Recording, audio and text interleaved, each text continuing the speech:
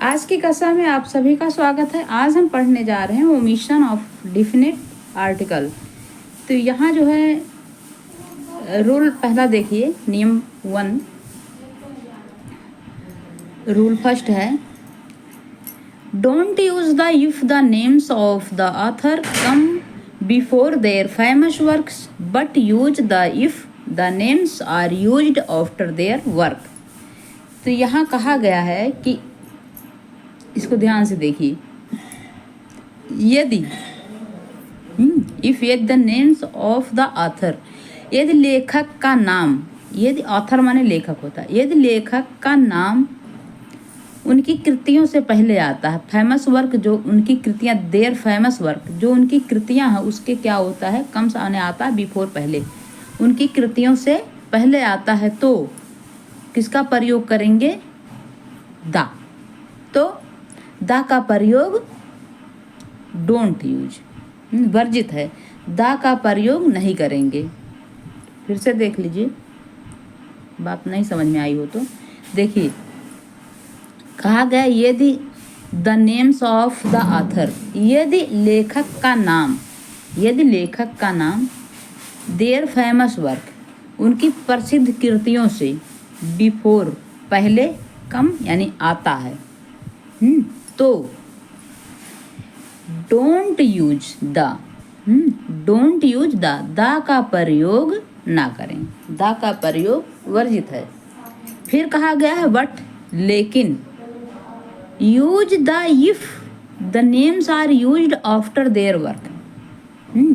फिर कहा गया लेकिन यदि नाम उनकी कृतियों के बाद आता है, यदि नाम, यदि जो है इफ द नेम, यदि नाम उनकी वर्क्स उनकी कृतियों के आफ्टर बाद, यूज माने प्रयोग और माने है प्रयोग होता है, तो क्या कहा गया, यूज द का प्रयोग करें।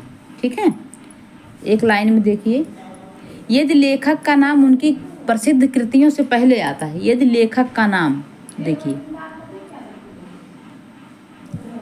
यदि लेखक का नाम उनकी कृतियों से पहले आता है, जैसे ये लेखक है, लेखक का नाम उनकी कृति से, उनकी जो कृतियां हैं, जो कृति है उससे पहले आता है, तो द का प्रयोग नहीं करना है। और लेकिन यदि नाम उनकी कृतियों के बाद आता है, नाम उनकी कृति, यहाँ उनकी कृति हो कोई लिखी हो और इसके बाद उनका नाम आए, तो द का प्रयोग होगा। तो एग्जाम्पल के माध्यम से समझिए, देखिए Julius Caesar, Julius Caesar of William Shakespeare. अब देखिए यहाँ बताया गया है ना, कहा गया है कि यदि नाम उनकी कृतियों के बाद आता है तो द का प्रयोग होगा। देखिए उनका नाम जूलियस सीजर और विलियम शेक्सपियर, जूलियस सीजर जो विलियम शेक्सपियर, उन्होंने क्या लिखा है, जूलियस सीजर लिखा है। ठीक है, तो कहा जा रहा है कि यदि नाम उनकी कृतियों के बाद आता है तो द का प्रयोग होता है। ठीक है, तो यहाँ जो है द का प्रयोग होगा, क्योंकि नाम जो है उनके कृतियों के बाद आ रहा है। ठीक है, तो यहाँ हम द का प्रयोग उस कृति में करेंगे। फिर देखिए,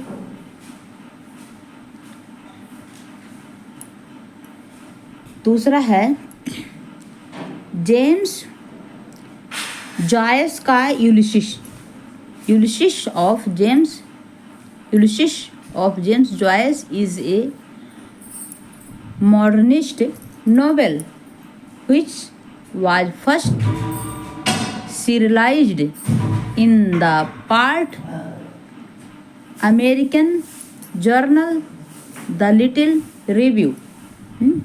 तो यहाँ कहा गया है कि जेम्स जॉयस का जूलियस एक आधुनिकवादी उपन्यास है। ठीक है, जो पहली बार अमेरिकी पत्रिका द लिटिल रिव्यू के भागों में धारावाहिक के रूप में प्रकाशित हुआ।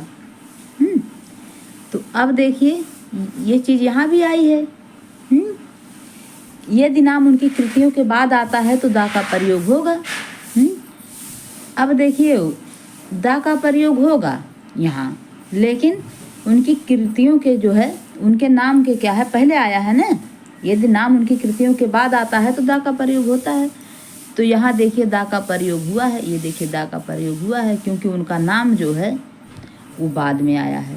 ठीक है, उनका नाम जो होता है वो बाद में आया है। आगे देखिए, दूसरा रूल्स है आपका 2, don't use the before road park से एनयू, school, college, university, church, bed, hospital, prison, games, relative, country, festival, subjects etc। कुछ देखिए इसका मतलब होता है, ये आपका नया शब्द है, यह आप लोग जानते भी होंगे। प्रिजन का मतलब होता है जेल। प्रिजन का मतलब होता है क्या, जेल। तो कहा गया है कि road, park, any, Avenue, road, park, any, Avenue है, एवेन्यू ऐसे लिखा जाएगा, एवेन्यू। हाँ, Avenue, school, college, university, church, bed, hospital, prison, games, relative, country, festival, subject. अगर ये सब आते हैं तो देखिए इसके पहले द का प्रयोग ना करें, यहाँ वर्जित है। देखिए डोंट यूज द बिफोर, यानी कहा गया है रोड है, पार्क है, एवेन्यू है, स्कूल है, कॉलेज है, यूनिवर्सिटी है, चर्च है, बेड है, हॉस्पिटल है, प्रिजन है, गेम्स है, रिलेटिव है, कंट्री है, फेस्टिवल है, सब्जेक्ट्स है। यदि ये सब आते हैं तो आपको द का प्रयोग नहीं करना है।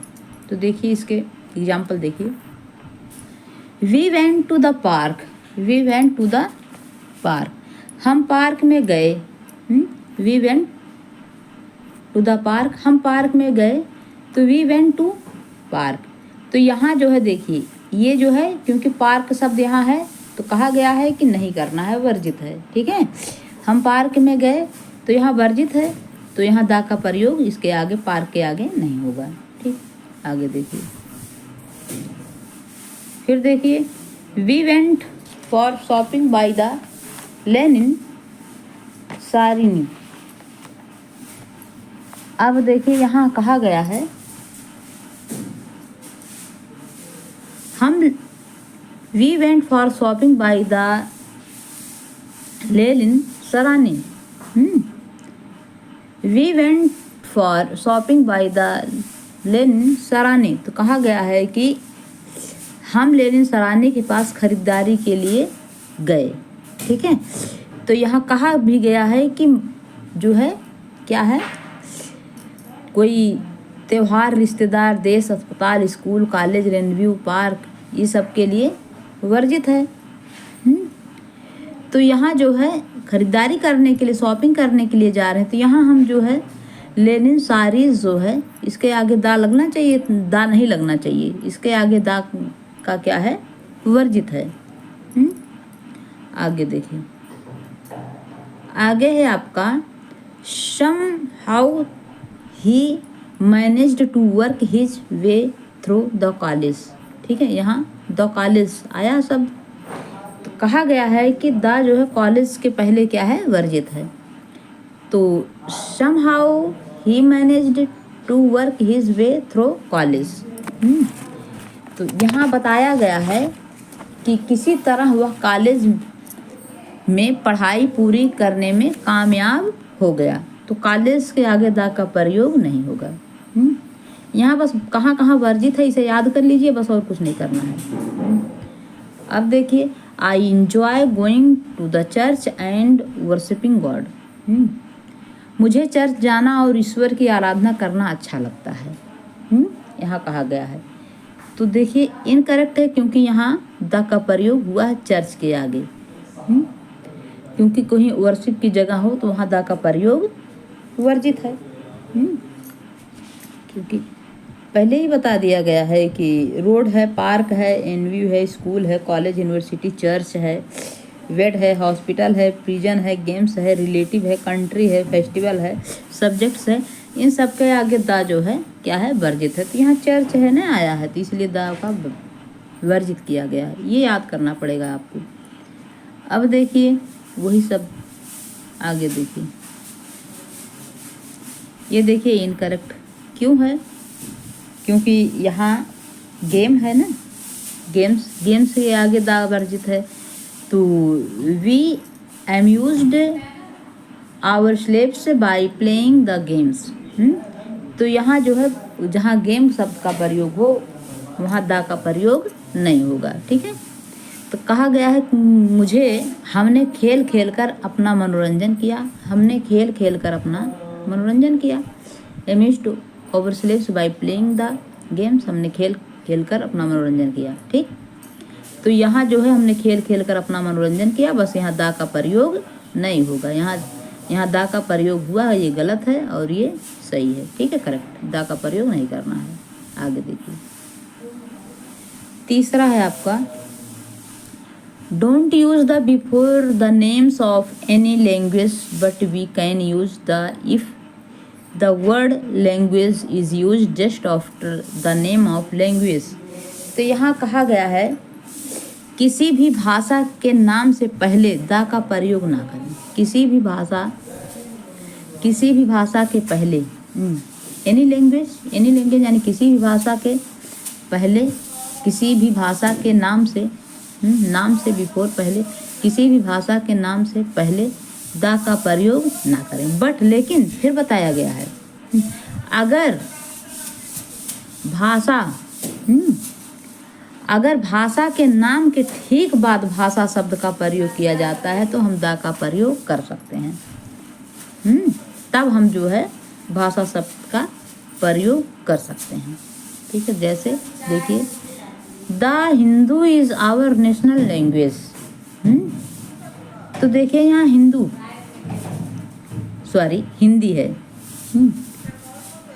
है, Hindi is our national language. तो कहा गया है कि हिंदी हमारी राष्ट्रभाषा है। तो यहाँ दा का प्रयोग नहीं करेंगे। एनी लैंग्वेज, किसी भी लैंग्वेज के पहले दा का प्रयोग नहीं करेंगे, ठीक है। अब देखिए, कहा गया किसी भी लैंग्वेज के पहले दा का प्रयोग नहीं करेंगे। अब फिर देखिए, Hindi is our national language, Hindi हमारी राष्ट्रीय भाषा है। फिर देखिए incorrect, the English is an international language. तो यहाँ जो है English is an international language, यहाँ भी दा का प्रयोग नहीं करेंगे क्योंकि एक भाषा है इंग्लिश ना। फिर देखिए आगे है, the English language international, this is correct as the word language is used just after the name of the language English. तो देखिए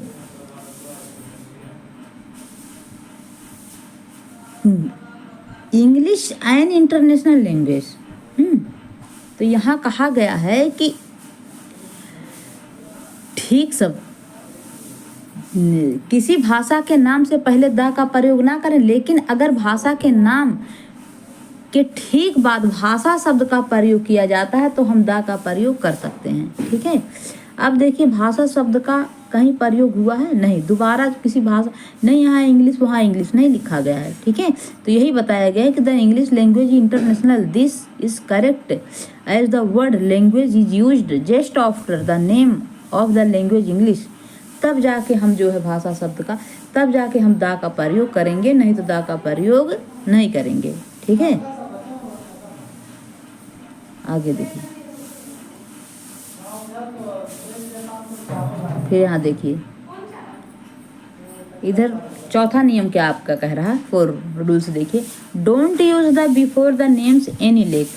कोई भी लेक हो, झील हो, उसके आगे जो है डोंट यूज दा का प्रयोग नहीं करेंगे। उसके आगे दा का प्रयोग, किसी भी लेक का, झील का नाम हो तो उसके पहले जो है दा का प्रयोग नहीं करेंगे, यही बात कही गई। तो देखिए जैसे लगा है, लिखा है the Chilka lake, the upper lake, the Nakki lake, तो तो इसके आगे जो है दा का प्रयोग नहीं करेंगे, सीधे चिल्का लेक, अपर लेक, निक के लेक ऐसे ही लिख देंगे। ठीक है, तो आज की कक्षा यहीं पे समाप्त होती है। धन्यवाद।